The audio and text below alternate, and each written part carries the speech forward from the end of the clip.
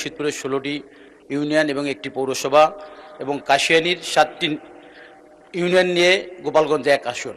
এখানে প্রায় 7 লক্ষাধিক মানুষের বসবাস। মাননীয় স্পিকার, এখানে প্রায় লক্ষাধিক শিক্ষিত বেকার রয়েছে, যারা কোনো প্রকার চাকরি বা কোনো ব্যবসা বাণিজ্যের সাথে জড়িত নই। আমি আপনার মাধ্যমে মাননীয় প্রবাসী কল্যাণ ও বৈদেশিক কর্মসংস্থান মন্ত্রণালয়ের মন্ত্রীর প্রতি আবেদন জানাবো, ইতিমধ্যে বাংলাদেশের বিভিন্ন জেলায় 50টির মতো কারিগরি শিক্ষা এবং কারিগরি শিক্ষা প্রতিষ্ঠান নির্মিত হয়েছে। আমার 2 নির্বাচনী আসনে 2টি কারিগরি শিক্ষা প্রতিষ্ঠান,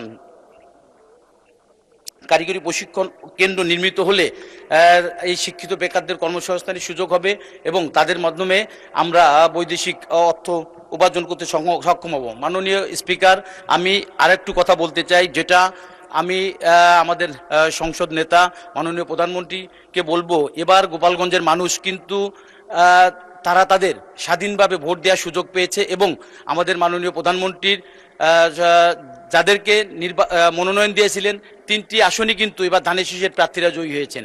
এজন্য আমাদের প্রত্যাশাও বেশি। কিন্তু আমি বিশ্বাস করি, বিগত স্বাধীনতার পরে বাংলাদেশে যতগুলো জাতীয় সংসদ নির্বাচন হয়েছে, গোপালগঞ্জের মানুষ কিন্তু স্বাধীনভাবে তাদের মনোনীত প্রার্থীকে ভোট দিতে পারেনি। এবারই তারা স্বাধীনভাবে সুযোগ পেয়েছে, এ কারণে তারা কিন্তু তাদের পছন্দের প্রার্থীকে ভোট দিয়ে জয়ী করেছে। এজন্য আপনার মাধ্যমে আমি মাননীয় প্রবাসী কল্যাণ ও বৈদেশিক কর্মসংস্থান মন্ত্রণালয়ের মাননীয় মন্ত্রীর প্রতি আহ্বান জানাবো, আমার এলাকায় 2টি কারিগরি প্রশিক্ষণ কেন্দ্র নির্মিত হলে